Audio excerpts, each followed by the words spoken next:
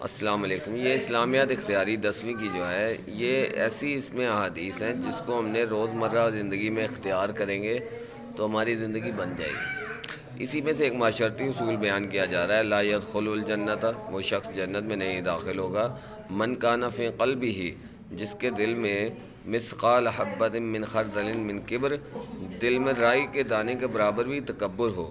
یدخلو کا مطلب کیا ہے؟ وہ داخل ہوتا ہے، یعنی یہاں سے آپ یاد کر سکتے ہیں۔ قلبی کا مطلب دل، مثقال ایک وزن کا نام جیسے تولہ ماشا، کبر کا مطلب تکبر، تکبر تکبیر سے ہے، جس کو ہم اللہ اکبر جیسے کہتے ہیں، تو یعنی اللہ کی بڑائی، یعنی ساری بڑائیاں اللہ کے لیے۔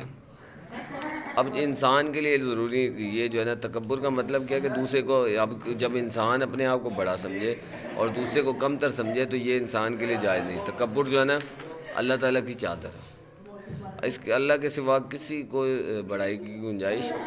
تکبر ہزاروں غلطیوں، گناہوں اور فسادوں کی جڑ ہے۔ کبریائی اللہ تعالیٰ کے لیے کسی کو بڑائی کے دعوے کا حق نہیں ہے۔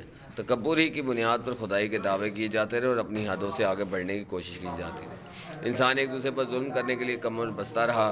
ظلم اور قتل غارت، یعنی اس سے پہلے بھی جو لڑائیاں ہوتی رہی گھروں میں بھی دیکھیں اگر ہم، تو وہ اسی وجہ سے ہوتی کہ اس نے میرے ساتھ ایسا کیوں کیا، میں اس کو بتاؤں گا، میں طاقت والا ہوں، میں پیسے والا ہوں، میں اس کو بتاؤں گا۔ یہی چیزیں پھر فسادات کی جڑ بنتی۔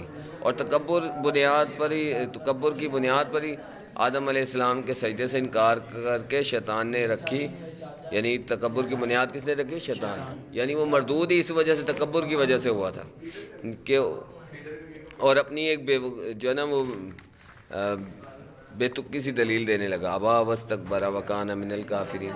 شیطان نے اللہ کا حکم ماننے سے انکار کرتے ہوئے دلیل کیا دی کہ جو ہے نا وہ تکبر کی کیا اس وجہ سے کہ وہ کافروں میں سے ہو گئے، یعنی اس نے یہ تکبر کیا کہ میں آگ سے بنا ہوں اور آدم علیہ السلام مٹی سے ہیں، تو یہ مجھے، میں اونچا ہوں، تو یہ بھول گیا کہ حکم دینے والے تو اللہ تعالیٰ جس کی تو عبادت کر رہا ہے۔ اس تکبر نے اس کو سرکشی پر ابھار دیا اور اس کے لیے نقصان ہو گیا۔ تو حضور اکرم صلی اللہ علیہ وسلم نے اپنے اس فرمان کے ذریعے بتایا، جس کے دل میں ذرہ برابر بھی تکبر ہو وہ جنت میں تکبر کی سزا بھگتے بغیر داخل نہیں ہوگا۔ تو اللہ تعالیٰ ہماری حفاظت فرمائے، اور تکبر سے بچنے کے لیے جو ہے نا یہ ہمیں اقدامات کیا کرنے ہیں، تو وہ اس کے لیے سورہ حجرات کی کچھ آیات ہیں، سورہ بنی اسرائیل کی کچھ آیات ہیں، اس پہ پھر یہ سب سے پہلے کہ ہم بدگمانی سے بچیں اور سب کے لیے اچھا گمان رکھیں۔ اللہ تعالیٰ ہمیں عمل کی توفیق عطا فرمائے۔